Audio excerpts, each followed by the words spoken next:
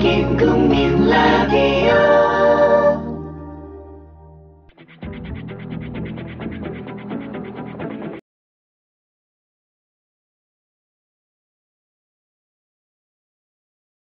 알렉산데르 쇠데르베리 지음, 이원열 옮김, 김용민 각색, 임대웅 연출, 미디어 협동조합, 국민라디오, 라디오 소설, 악명 높은 연인, 제22회.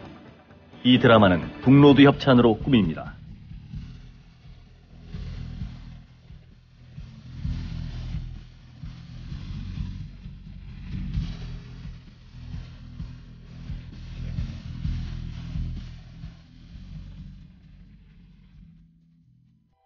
난 정말 몰랐어. 이런 건 전혀 몰랐다고. 누가 그런 말을 드러나 줄까요? 좋아. 그러면 두 번째 선택지는? 두 번째 선택은 군일라를 내보내는 겁니다. 그렇게 하면 당신은 이 문제에 대한 책임을 피하게 됩니다. 군일라는 그냥 사임하는 거죠. 나이 때문이든 에리크의 죽음 때문이든 적당한 이유를 대세요. 어쨌든 군일라는 이곳에서 멀리 가야 합니다. 전 이 일을 발설하지 않는 대가로 군일라의 자리를 원합니다. 국립범죄센터에서 더 좋은 자리로 갈 수 있다면 더 좋고요. 그리고 당신이 제 직속 상관이 되어주셨으면 합니다.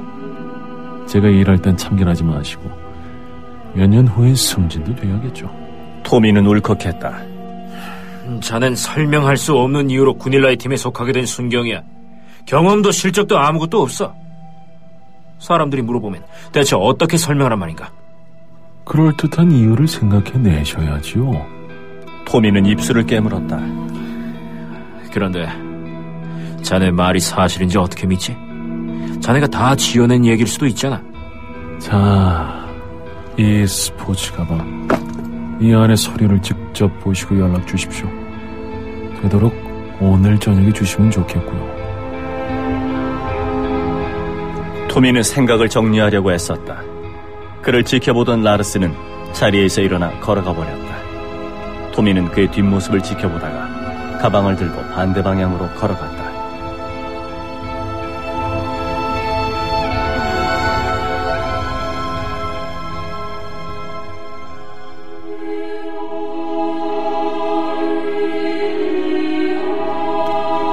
관 앞을 지나는 행진이 막 시작된 참이었다.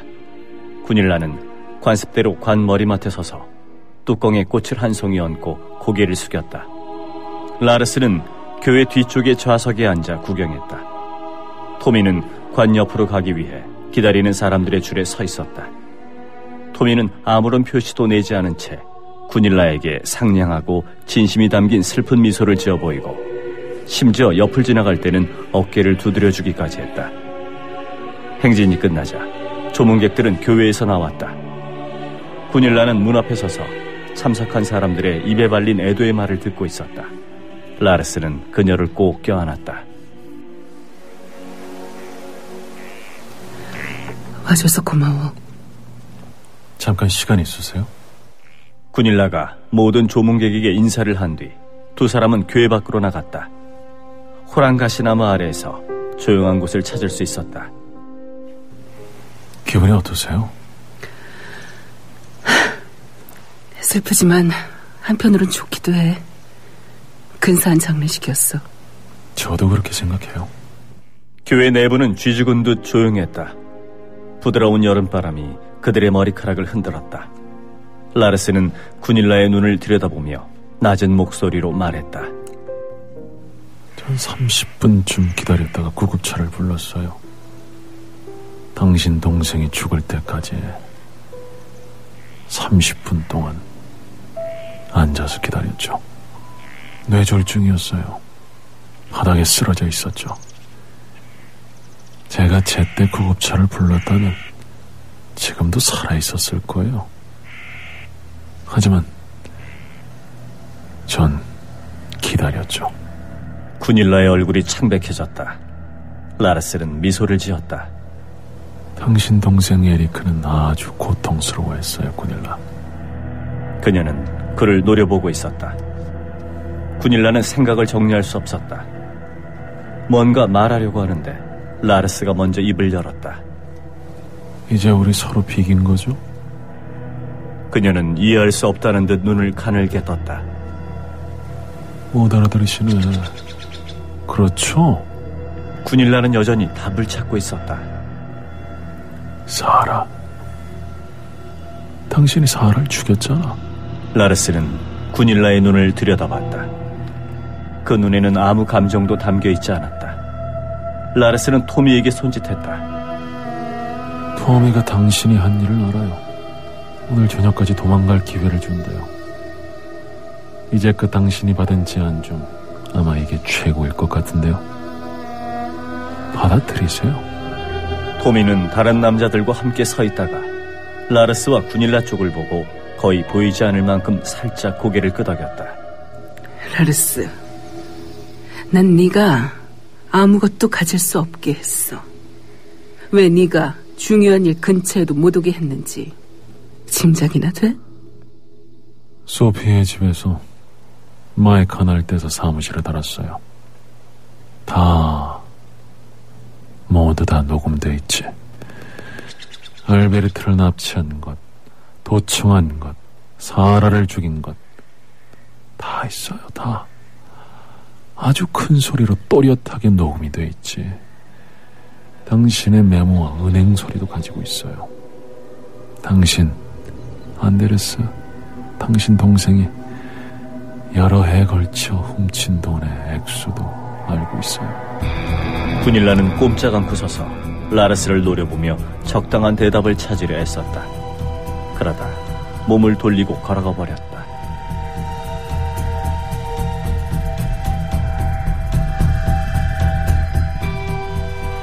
며칠 뒤 아침이었다. 마약이 독해서인지 밤새 구토를 했다. 아침에 일어나니 바지에 용변을 봤다. 라르스는 몸부터 이성을 잃었다. 라르스의 마약을 모르지 않는 토미였다. 그런 토미가 찾아왔다.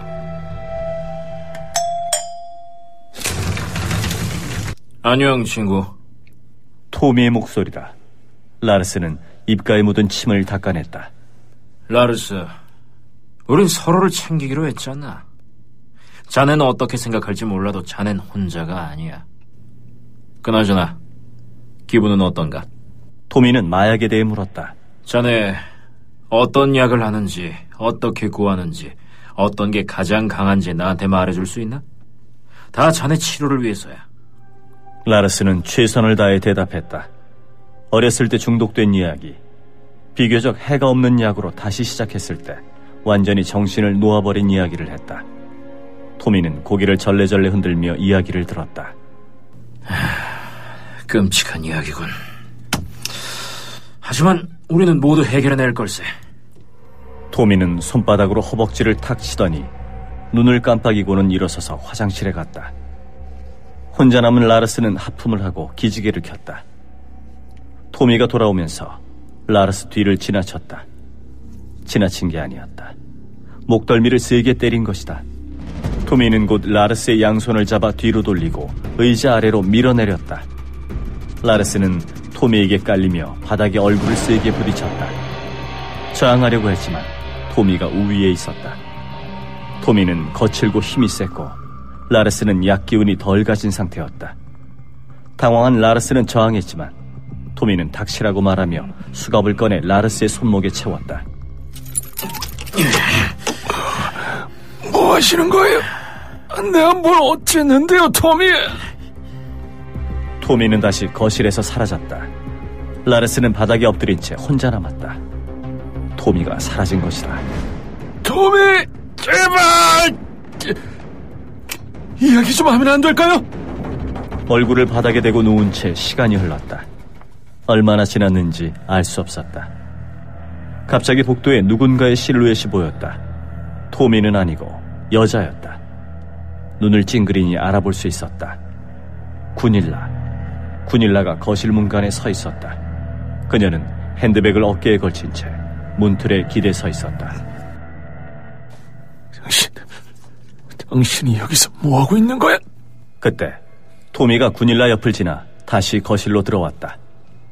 손에는 긴 소음기를 장착한 자동 권총을 들고 있었다. 라르스는 죽음의 공포를 기침으로 토해내려고 했다. 토미를 설득하려고 했지만 공포에 질린 그의 목소리는 너무 약해서 무슨 말인지 알아들을 수조차 없었다. 이번에는 구닐라에게 이야기하려고 했다. 토미가 뒤에 서서 그를 잡아 일으켜 앉은 자세로 만든 다음 오른쪽 관자놀이 1cm 앞에 소음기를 대고 구닐라를 봤다. 구닐라는 고개를 끄덕였다. 라르스는 뭔가 다른 말을 해보려고 했었다. 하지만 그 말은 날카로운 바람소리가 되어 나왔을 뿐이었다.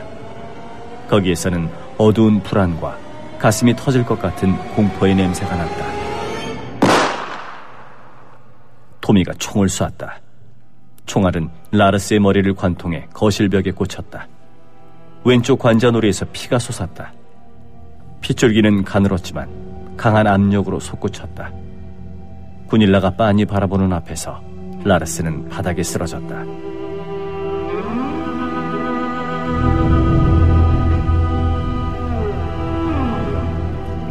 내가 기대했던 것과는 정반대의 기분을 느꼈다.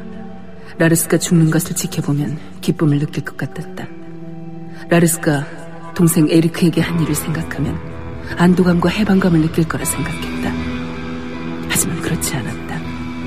그저 공허하고 슬펐다. 나는 토미에게 라르스를 이런 식으로 끝내달라고 명확하게 부탁했다. 라르스가 죽으면서 마지막으로 보는 것이 내가 되도록. 절대 나를 이길 수 없으며 그건 처음부터 정해져 있었다는 걸 깨닫게 하기 위해서였다.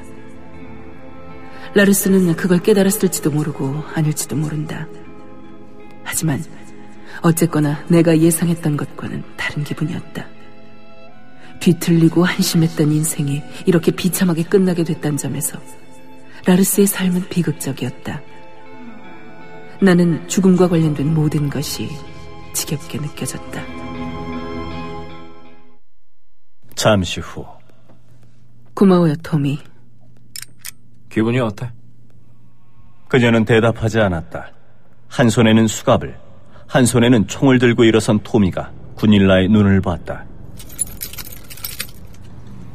동생 에리크가 보고 싶어요. 그래?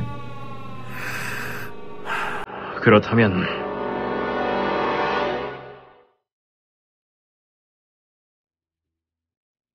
알렉산데르 쇠데르베리 지음, 이원열 옮김, 김용민 각색, 임대웅 연출, 미디어 협동조합, 국민라디오, 라디오 소설 악명 높은 연인. 이 내용은 소설 악명 높은 연인을 드라마화한 것입니다. 지금 인터넷 서점에서 구입하실 수 있습니다.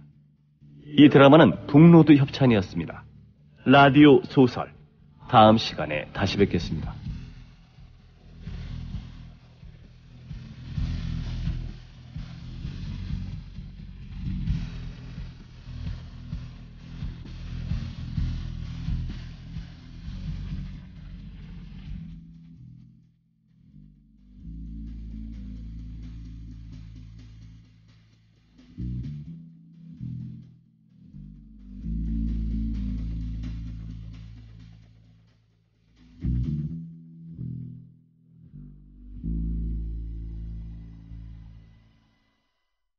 조합원 스토리텔링님 신청 광고입니다.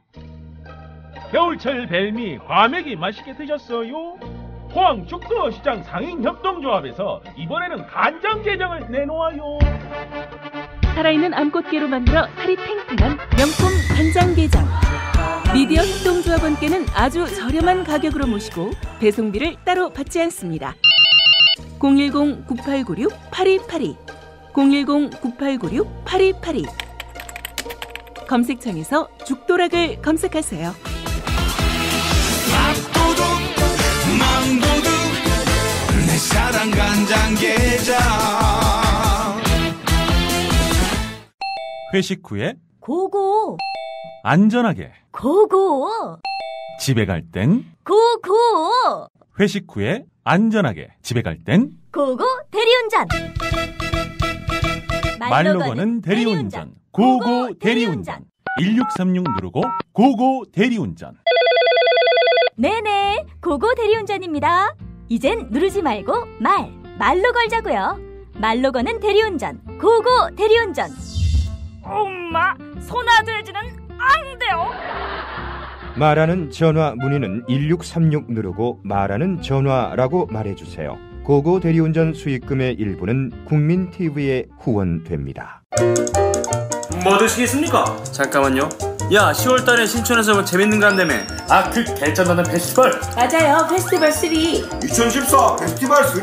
그게 뭡니까? 뮤지션들 18팀이 펼치는 뮤직 페스티벌. 언제? 어디서? 10월 25일 토요일. 신촌 연세로 차 없는 거리에서 오후 2시부터 하루 종일. 노래만 하는 거야? 아니요, 거리 퍼포먼스랑 만화가들의 캐릭터처 아트마켓도 열린대요. 가만히 있지 않겠다는 사람들 다 모여. 제목이 뭐라고요? 2014 페스티벌 3. 많이 놀러오세요.